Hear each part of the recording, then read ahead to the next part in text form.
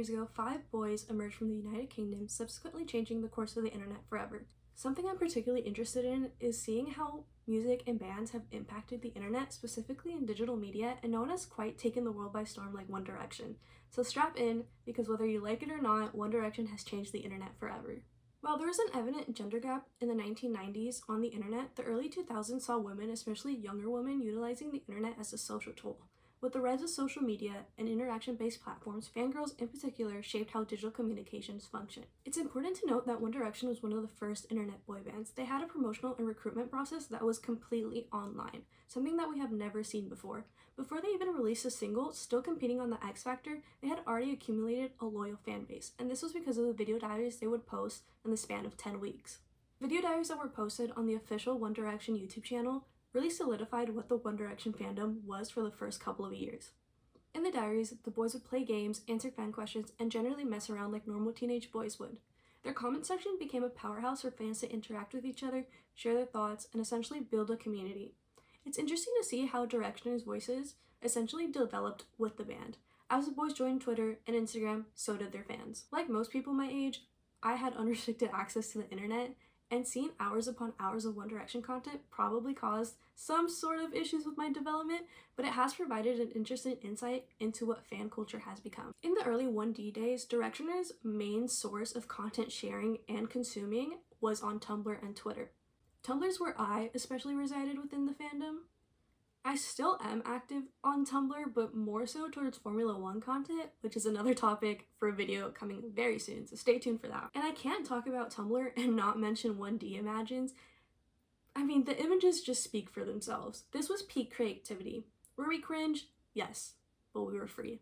And I'm not gonna sit here and say I didn't spend hours upon hours reading these, because I would just be lying. But eventually the fandom did gain some sort of consciousness, and we got these gems. I still quote the Niall Horan in my ear, imagine, all the time. The internet felt like a lawless land at the time, especially Twitter. Directioners have carried the recognition, rightfully so, of being one of the main fandoms to solidify Stan Twitter. 1D Stan Twitter was a place for music updates, music video countdowns, updates on your faves, updates about the band. You really had a space to connect with other fans across the world, and sometimes even the own band members would notice you. I remember getting Twitter in 2015 when the Drag Me Down music video came out and just hoping that Niall or Louis or really anybody would like my tweet. Because 1D stans were so active with fans on Twitter, it created a lot of toxic downsides, still seen on the app today, especially with K-pop stans. 1D stan Twitter was the epicenter of parasocial relationships. I vividly remember seeing some fans, I don't know if it was one fan or a group of fans, hacking the airport security system to check on their faves and make sure they were okay. The internet was not like it is today, and I kind of miss it. This obsessive behavior essentially became the norm, and that seems to be the staple on modern stan Twitter. I see it a lot with Ariana Grande stans and, as mentioned before, K-pop stans, as they emulate the same behaviors as Directioners did in the early 2010s. While Tumblr was the visual tool for Directioners to share their creativity, whether it was with writing, drawing, or creating fan edits, there was another app in One Direction's internet history. If you're too young to have been on Vine or just need a refresher of what these ancient texts were, Vine was a video content platform that allowed users to create and share 7-second looped video clips. And this is where I started my content creating journey, but luckily all my videos went down when Vine was essentially dead, when Vine died in 2017. So glad no one has to see 11-year-old me screaming at my Louis Tomlinson posters. And here we had Harry Styles posting clips of his life on the Take Me Home tour. He was brushing his teeth, riding a kid's scooter. At one point he even got Niall Horan and some members of 5 Seconds of Summer to join on the nonsense.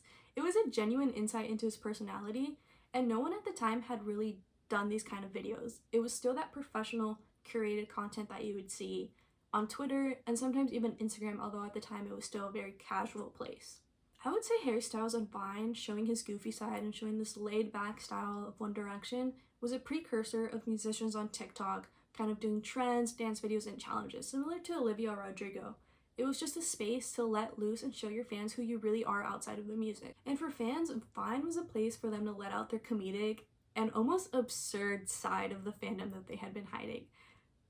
Post Zayn's departure, things got a little weird on Vine. Nobody can drag me down.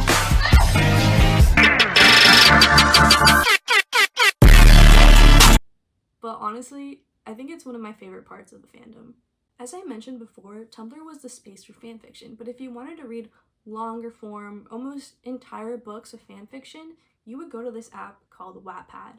As we've come to learn, Direction has influenced a lot of modern fandom culture tropes, and that is especially evident on Wattpad. Take for instance BTS, the K-pop boy band. We have Adopted by BTS. Well, that started as Adopted by One Direction.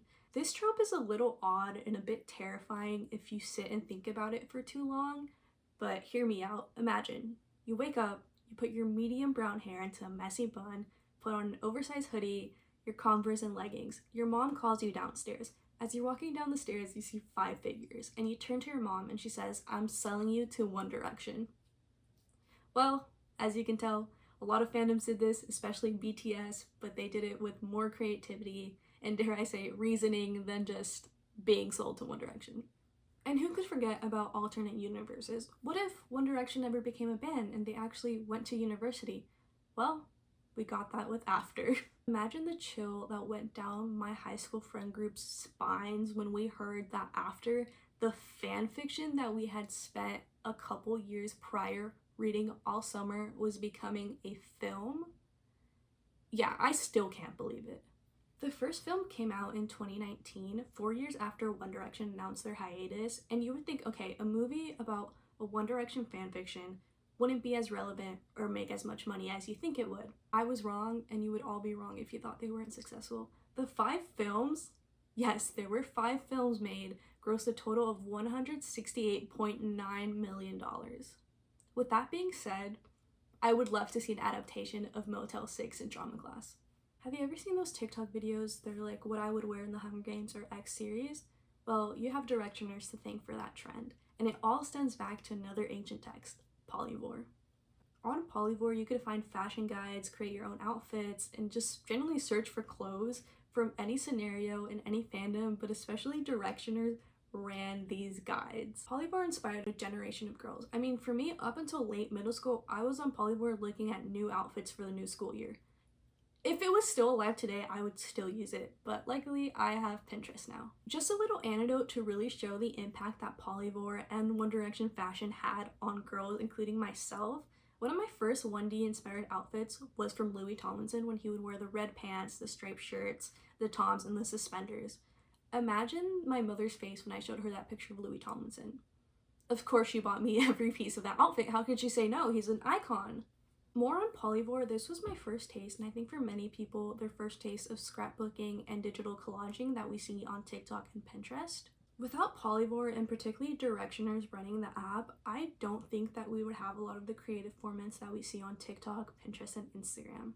And I want to end this video by briefly talking about the generational impact that 2013 and 2014 era had on Directioners, and I think it's still impacting me as a 21-year-old woman.